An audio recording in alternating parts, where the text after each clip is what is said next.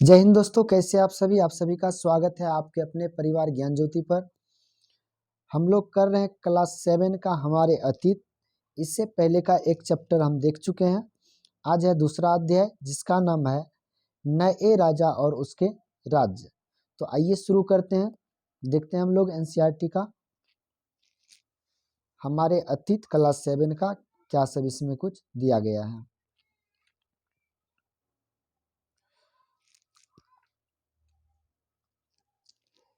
यहाँ पे है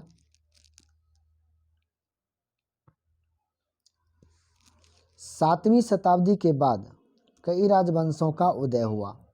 7वीं शताब्दी के बाद कई राजवंशों का उदय हुआ। मानचित्र 1 में उपमहाद्वीप के विभिन्न हिस्सों में 7वीं सदी से 12वीं शताब्दी के बीच शासन करने वाले प्रमुख राजवंशों को दिखलाया गया है। तो यहाँ पे देखिए मानचित्र में क्या सब दिया गया है।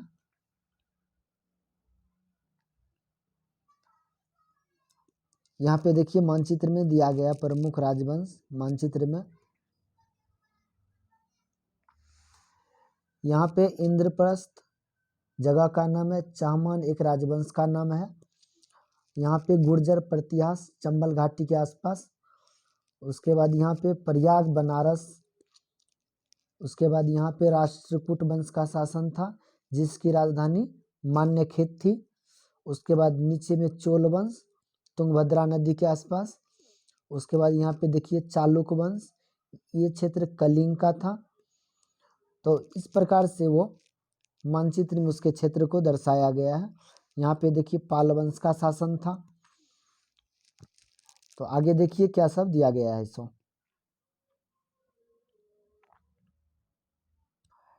नए राजवंशों का उदय।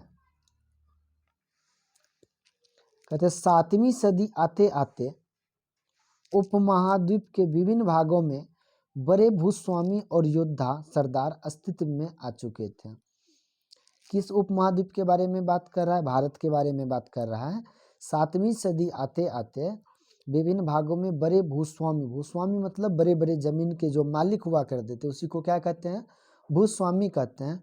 और योद्धा सरदार मतलब युद्ध का जो सरदार हुआ करता था, सैनिक का जो सरदार हुआ करता था, उसके बारे में तो वो अस्तित्व में आया। राजा लोग प्रायः उन्हें अपना मातहत या सामंत के रूप में मान्यता देते थे। उन बड़े बड़े लोगों जो बड़े भूस्वामी थे और योद्धा सरदार थे, उसको शासक, वहाँ का राजा जो हुआ था उसको क्या मानते थे? अपना सामंत मानते थे। उनसे उम्मीद की जाती थी कि वे राजा या स्वामी के लिए उपहार लाएं, उसके दरबार में हाजिरी लगाएं और उन्हें सैन्य सहायता प्रदान करें। कौन सैन्य सहायता प्रदान करेगा? तो योद्धा सरदार और बड़े भूस्वामी। किसको? तो वहाँ के राजा को। अधिक सत्ता और संपदा हासिल करने पर सामंत अपने आप को महासामंत या महामंडलेश्वर इत्यादि घोषित कर देते थे। और वो जो सामंत हुआ करते थे उसके पास ज़्यादा संपत्ति हो जाती थी या उसका अधिकार क्षेत्र ज़्यादा हो जाता था, तो वो अपने आप को या तो महासामंत मान लेते थे या फिर महामंडलेश्वर कहा करते थे। कभी कभी वे अपनी स्वामियों के आधिपत्य से स्वतंत्र हो जाने का दावा करते थे। और वो जिस राजा के अधीन हुआ करता था उससे वो क्या हो जाना चाहता था? स्वतंत्र हो जाना चाहता था।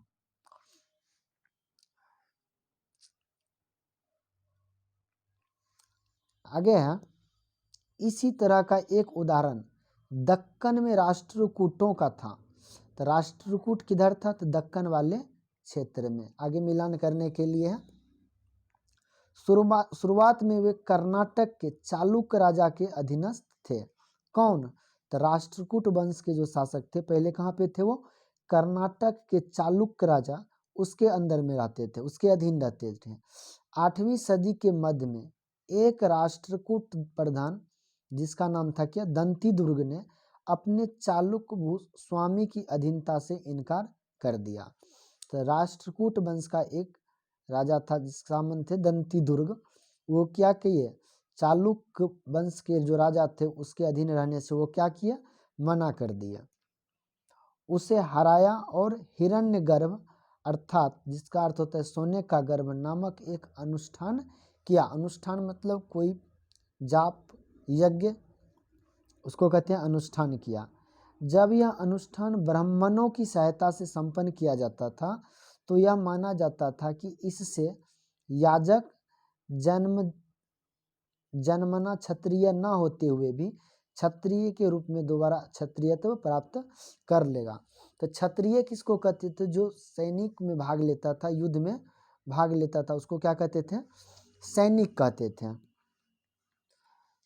वो युद्ध करने वाले लोग जो हुआ करता तो उसके समूह को क्या कहते थे? क्षत्रिय कहते थे। तो ये लोग तो जन्म से क्षत्रिय नहीं थे, लेकिन वो बाद में क्षत्रिय बन जाते थे। किस शर्तों पर? वे ज्यादा क्या हो? शक्तिशाली हो। आगे कुछ अन्य उदाहरणों में उद्यमी परिवारों के पुरुषों ने अपनी राजशाही कायम करने के लिए सैन्य कौशल का इस्तेमाल किया। तो उद्यमी लोग जो थे उस परिवार के लोग क्या किए थे? अपने आप को राजशाही कायम करना चाहते, इसलिए सैन्य कौशल को विकास किया। मिसाल के तौर पर कदम मयूर शर्मन और गुर्जर प्रतिहार हरिचंदन ब्राह्मण थे, जिन्होंने अपने परंपरागत पेशे को छोड़कर शस्त्र को अपना लिया और क्रमशः कर्नाटक और राजस्थान में अपने राज्य सफलतापूर्वक स्थापित कर लिए। कौन? ये थे कदम मयूर शर्मन और गुर्जर प्रतिहार। आगे है राज्यों में प्रशासन। तो राज्यों में प्रशासन किस प्रकार का था? इन नए राजाओं में से कईयों ने महाराजाधिराज, जिसका अर्थ होता है राजाओं का राजा, त्रिभुवन चक्रवर्तीन, 3 भुवनों का स्वामी और इसी तरह की अन्य भारी भरकम उपाधियां धारण की।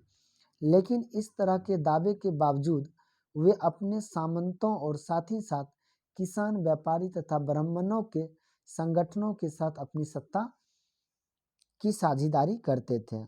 तो जो राजा अपने आप को महाराजाधिराज के नाम से या फिर त्रिभुवन कह करके अपने आप को घोषित कर लिया, तो ये लोग क्या करते थे? भारी भारी बड़े बड़े उपाधि धारण करते थे और वो क्या करते थे? अपना संबंध जो था सामंत के साथ, किसान के साथ, व्यापारी के साथ, इन सब लोगों के साथ अच्छा संबंध रखते थे।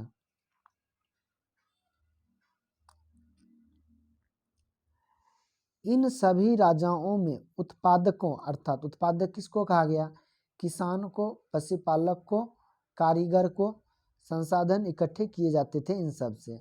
इनको अक्सर अपने उत्पादों का एक हिस्सा त्यागने के लिए मनाया या बाध्य किया जाता था। इसको कहता था आपने जो काम किया, आपने जो उत्पादन किया उसका एक हिस्सा दे दो, या तो मान करके दे देता था या फिर उसको मजबूरन देना पड़ता था। किसको? वहाँ के राजा को। कभी कभी इस हिस्से को लगान मानकर वसूला जाता था, क्योंकि प्राप्त करने वाले भूस्वामी होने का दावा करता था। राजस्व व्यापारियों से भी लिया जाता था।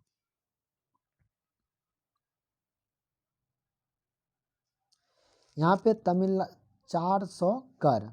तमिलनाडु में शासन करने वाले चोल वंश के अभिलेखों में विभिन्न किस्म की करों के लिए 400 से ज़्यादा सूचक शब्द मिलते हैं। मतलब तमिलनाडु में कौन वंश शासन कर रहा था? चोल वंश तमिलनाडु में शासन कर रहा था, और वहाँ के जो कर व्यवस्था थी उसके बारे में 400 से ज़्यादा शब्द है जो क्या सूचित करता है? वहाँ के कर व्यवस्था को। सबसे अधिक उल्लिखित कर है वेट्टी, जो नकद की बजाय जबरन श्रम के रूप में लिया जाता था। यहाँ वेट्टी एक प्रकार का कर है जो नकद नहीं लिया जाता था, बल्कि श्रम के रूप में उससे काम करवा करके वसूला जाता था। यानी जबरन श्रम और कदमाई यानी कि भू राजस्व थे। मकान पर छाजन डालने पर लगने वाला कर, खजूर या तार के पेड़ पर चढ़ने के लिए सीढ़ी के इस्तेमाल पर लगने वाला कर, पारिवारिक संपत्ति का उत्तराधिकार हासिल करने के लिए लगने वाला कर इत्यादि का भी उल्लेख मिलता है। तो देखिए कहाँ कहाँ पर कर लगता था। अपने घर पर जिसको हम छप्पर बोलते हो, उस पर कर लगाया जाता था। पेड़ पर चढ़ता था जो सीढ़ी का इस्तेमाल करता था उस पर भी टैक्स लिया जाता था। और कोई अपने पारिवारिक संपत्ति का उत्तराधिकारी होता था उससे भी क्या होता था, टैक्स लिया जाता था।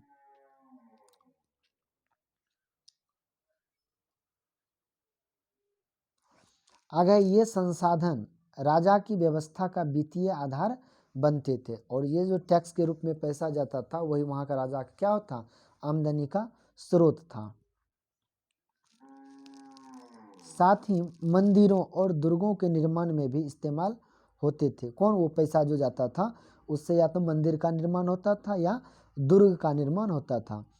संसाधन उन युद्धों को लड़ने में भी इस्तेमाल होते थे जिनसे लूट की शक्ल में धन मिलने की तथा जमीन और व्यापारिक मार्गों के प्रयोग की संभावनाएं बनती थी। और उसी पैसा से वो क्या करते थे, युद्ध भी लड़ते थे और युद्ध लड़के दूसरे क्षेत्र को जीतते थे। उससे भी उसको क्या होता था, संपत्ति अर्जित होती थी।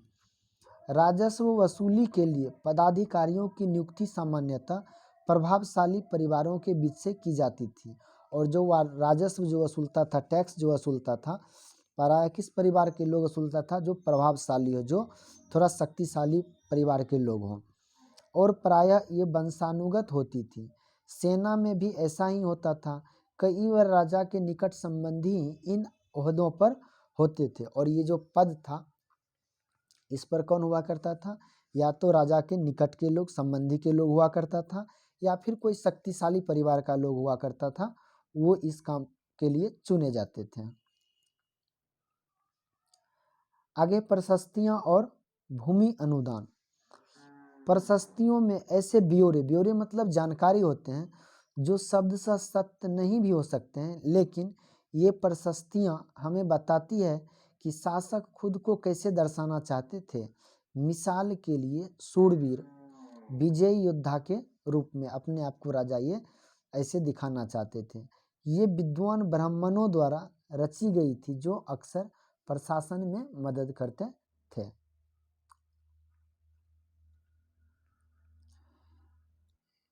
यहाँ पे है नागभट्ट की उपलब्धियां।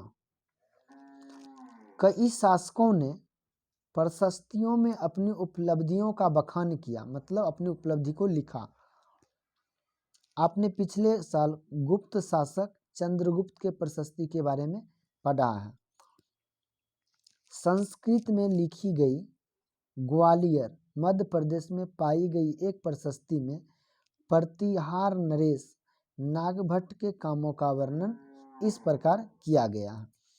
तो यहाँ काम दिया गया किसके बारे में, प्रतिहार नरेश के बारे में, जिसका नाम है नागभट्ट। आंध्र, सैंधव, सिंध, विदर्भ महाराष्ट्र का एक हिस्सा और कलिंग उड़ीसा का एक हिस्सा के राजा उनके आगे तभी धाराशाही हो गए जब वे राजकुमार थे। उन्होंने कन्नौज के शासक चक्रयुध को विजित किया, मतलब हराया।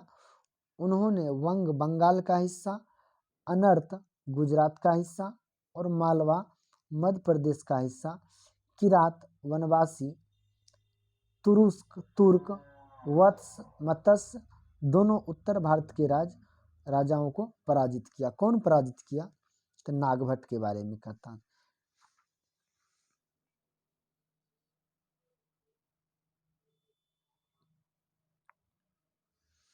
राजा लोग प्रायः ब्राह्मणों को भूमि अनुदान से पुरस्कृत करते थे।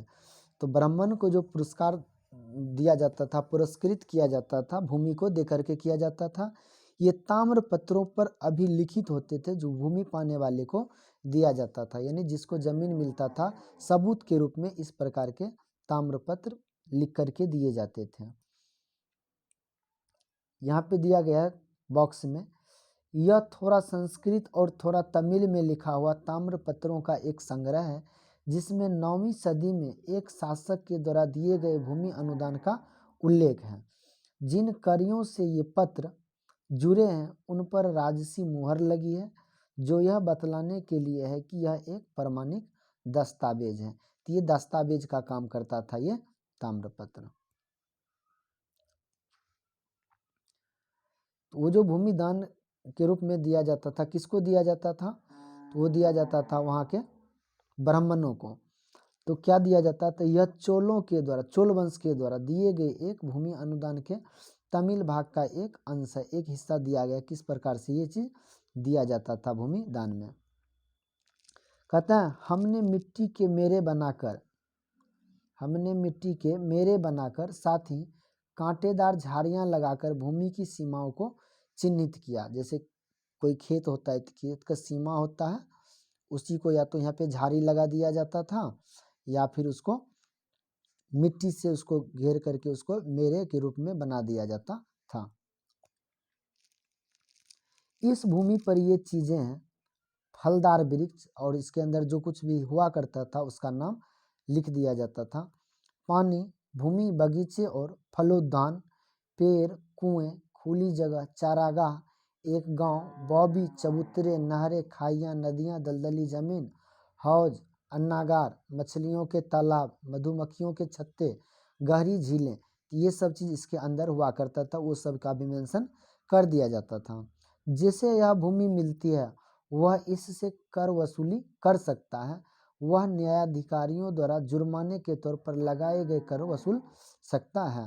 तो ये जमीन जिस ब्राह्मण को या लोगों को दे दिया जाता था, और वो तो ये तो जमीन उसके अधीन हो जाया करता था, और इस पर जो खेती करता था इससे जो आमदनी होता था उसको क्या करता था, टैक्स के रूप में वसूल किया जाता था। पान के पत्ते पर लगने वाला कर, बुने हुए कपड़ों पर लगने वाला कर, साथ ही साथ वाहनों पर लगने वाला कर वसूल सकता है। वह पक्की ईंटों के बने ऊपरी माले पर बड़े कमरे बनवा सकता है, बड़े और छोटे कुएं खुदवा सकता है, पेड़ और कांटेदार झाड़ियां लगवा सकता है।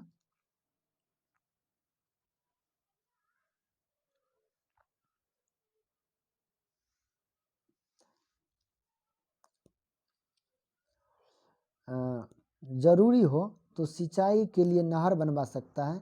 उसे यह सुनिश्चित करना चाहिए कि पानी बर्बाद न हो और तटबंधों का निर्माण हो। लेख में सिंचाई के जितने संभव स्रोत का उल्लेख है उसकी सूची बनाइए और विचार विमर्श कीजिए, इसका कैसे इस्तेमाल होता होगा।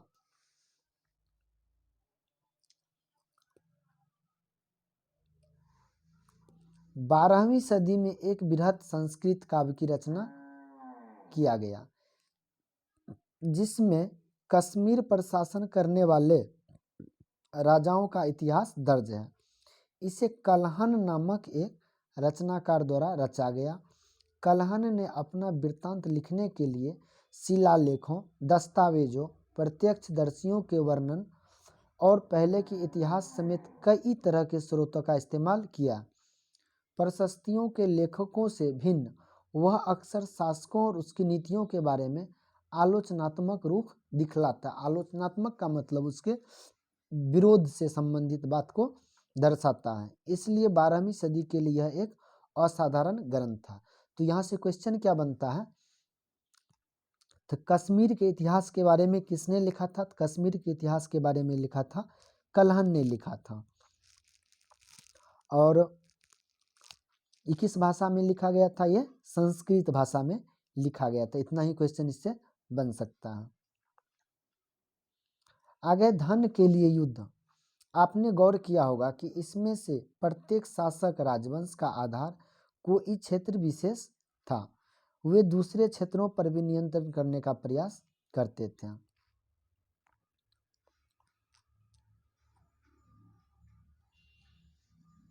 एक विशेष रूप से वांछनीय क्षेत्र था गंगा घाटी में कन्नौज नगर। गुर्जर प्रतिहार, राष्ट्रकूट और पालवंशों के शासक सदियों तक कन्नौज के ऊपर नियंत्रण को लेकर आपस में लड़ते रहे। तो कन्नौज के लिए कौन कौन से आपस में संघर्षरत थे? तो ये थे गुर्जर प्रतिहार, राष्ट्रकूट और पालवंश। आगे क्वेश्चन है, कन्नौज के लिए त्रिपक्षीय संघर्ष क्या था? तो ये त्रिपक्षीय संघर्ष कौन कौन कर रहे थे? गुर्जर प्रतिहार, राष्ट्रकूट और पालवंश। चूंकि इस लंबी चली लड़ाई में 3 पक्ष थे, इसलिए इतिहासकारों ने प्रायः इसकी चर्चा त्रिपक्षीय संघर्ष के रूप में की है। जैसा कि हम देखेंगे पृष्ठ 62 से 66 पर शासकों ने बड़े मंदिरों का निर्माण करवाकर भी अपनी सत्ता और संसाधनों का प्रदर्शन करने का प्रयास किया। अपना संसाधन का प्रदर्शन करते थे, दिखावा करते थे, कैसे? मंदिरों का निर्माण करवा करके। इसलिए जब वे एक दूसरे के राज्यों पर आक्रमण करते थे तो मंदिरों को भी अपना निशाना बनाते थे। क्या चाहते थे? मंदिरों को भी लूट लें, जो कभी कभी बहुत अधिक संपन्न होते थे। आप अध्याय 5 में इसके बारे में पढ़ेंगे।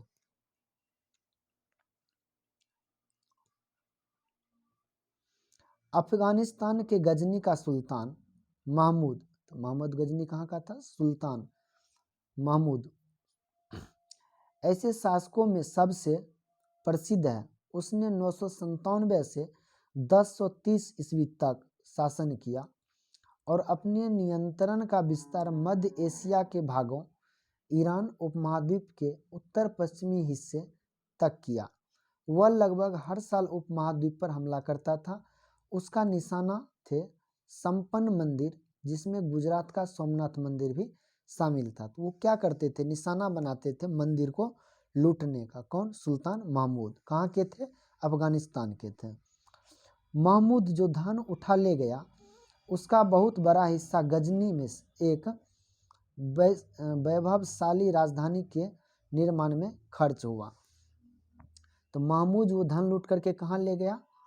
अफगानिस्तान ले गया और वहाँ पे एक जगह गजनी, वहाँ पे वो क्या किया? एक राजधानी का निर्माण किया और वो जो लूटे गए धन था, मंदिर को लूट करके जाया करता था, उस धन का इस्तेमाल किया था अपना राजधानी बनाने में।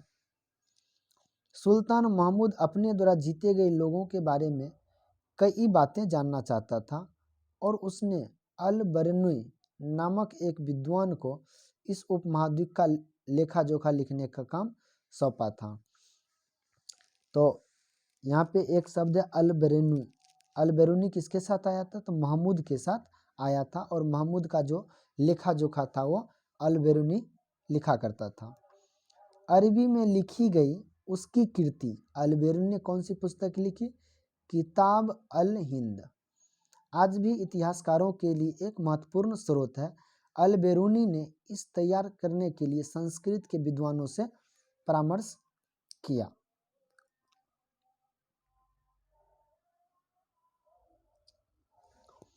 युद्ध करने वाले दूसरे राजाओं में चहमान भी थे, जो बाद में चौहान के रूप में जाने गए। वे दिल्ली और अजमेर के आसपास के क्षेत्र पर शासन करते थे। दिल्ली और अजमेर के आसपास के क्षेत्र में शासन कौन करते थे? चहमान या चौहान। उन्होंने पश्चिमी और पूर्व की ओर अपना नियंत्रण क्षेत्र का विस्तार करना चाहा, जहां उन्हें गुजरात के चालुक्यों और पश्चिमी उत्तर प्रदेश के गहरवालों से टक्कर लेनी पड़ी। तो चहमान जो थे वो किससे युद्ध किए थे? तो गुजरात के चालुक्य से और उत्तर प्रदेश के गहरवाल से।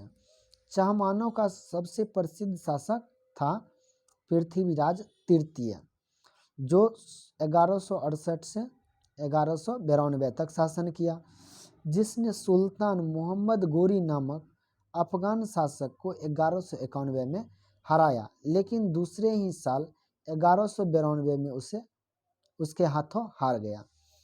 तो यहाँ पे क्वेश्चन है, पृथ्वीराज तृतीय ने किसको हराया था? तो मोहम्मद गोरी को हराया था। कब हराया था? 1191 ईस्वी में। और दूसरे बार युद्ध हुआ था फिर 1192 ईस्वी में। इसमें क्या हुआ था? मोहम्मद गोरी ने हरा दिया था किसको? पृथ्वीराज तृतीय को।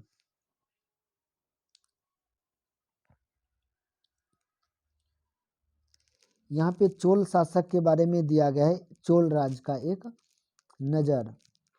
तो यहाँ पे देखिए चोल है, यहाँ पे चोल है, उसके आसपास का ये क्षेत्र रहा। उरैयूर से तंजावुर तक, यहाँ पे देखिए, यहाँ पे उरैयूर है और यहाँ पे तंजावुर है। तो उरैयूर से तंजावुर तक, यहाँ पे है उरैयूर और यहाँ पे है तंजावुर, इस क्षेत्र के बारे में कहा जा रहा है।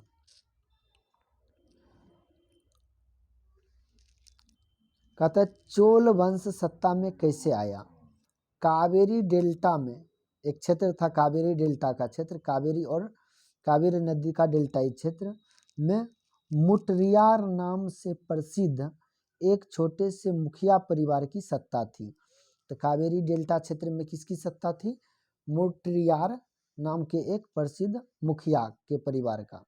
वे कांचीपुरम के पल्लव राजाओं के मातहत थे, यानी सामंत थे। किसके सामंत थे? कांचीपुरम के पल्लव राजाओं के सामंत थे। कौन? मुटरियार। उरैयार के चोल वंशीय प्राचीन मुखिया परिवार के विजयालय ने 9वीं सदी के मध्य में मुटरियारों को हराकर इस डेल्टा पर कब्जा जमा लिया और चोल वंश का एक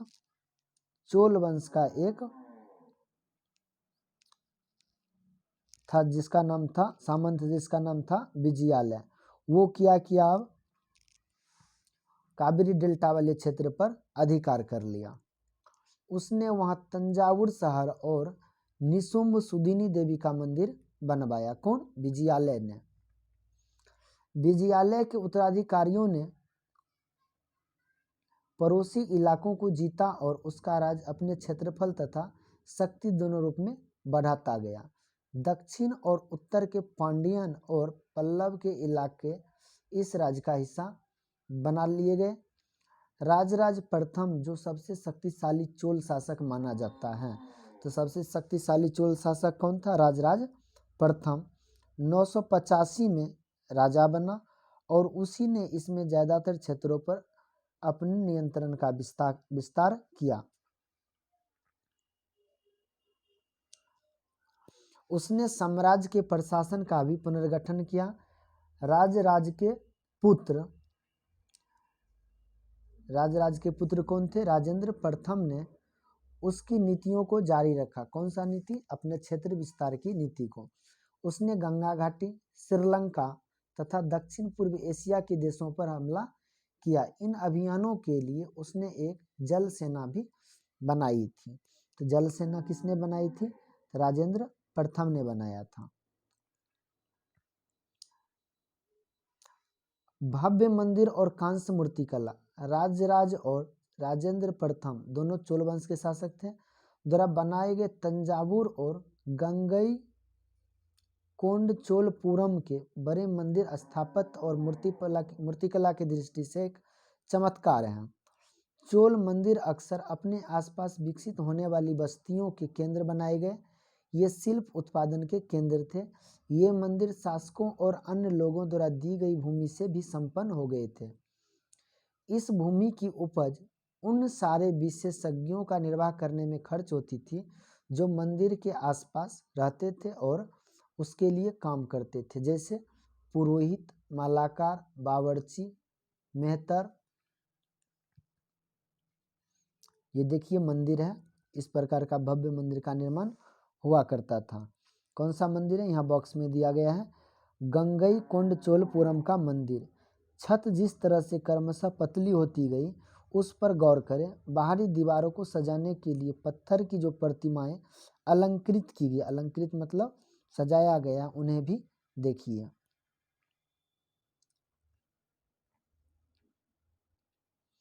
आगे है संगीतकार, नर्तक इत्यादि, वो सब मंदिर के आसपास रहा करते थे। दूसरे शब्दों में मंदिर सिर्फ पूजा आराधना के स्थान नहीं थे, वे आर्थिक, सामाजिक और सांस्कृतिक जीवन के केंद्र भी थे। मंदिर के साथ जुड़े हुए शिल्पों में सबसे विशिष्ट था कांस्य प्रतिमाएं बनने का काम। चोल कांस्य प्रतिमाएं संसार की सबसे उत्कृष्ट कांस्य प्रतिमाओं में गिनी जाती है। ज़्यादातर प्रतिमाएं तो देवी देवताओं की ही होती थी, लेकिन कुछ प्रतिमाएं भक्तों की भी बनाई गई थी। प्रतिमाएं मतलब मूर्तियां।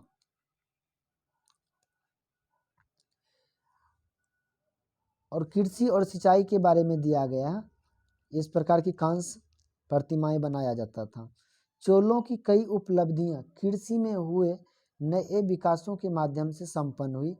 मानचित्र 2 को देखिए, गौर कीजिए कि कावेरी नदी बंगाल की खाड़ी में मिलने से पहले कई छोटी छोटी शाखाओं में बढ़ जाती है। ये शाखाएं बार बार पानी उलीचती है, मतलब पानी को बाहर, पानी जो है उससे बाहर निकल जाता है, जिससे किनारे पर उपजाऊ मिट्टी जमा होती रहती है। शाखाओं का पानी कृषि विशेषतः चावल की खेती के लिए आवश्यक आर्द्रता भी मुहैया कराता है, जिससे क्या होता था, पानी आसपास के क्षेत्र में फैल जाता था तो वहाँ जलोढ़ मिट्टी आ जाता था, जिससे वहाँ उपजाऊ क्या होती थी, अच्छी तरह से हुआ करता था।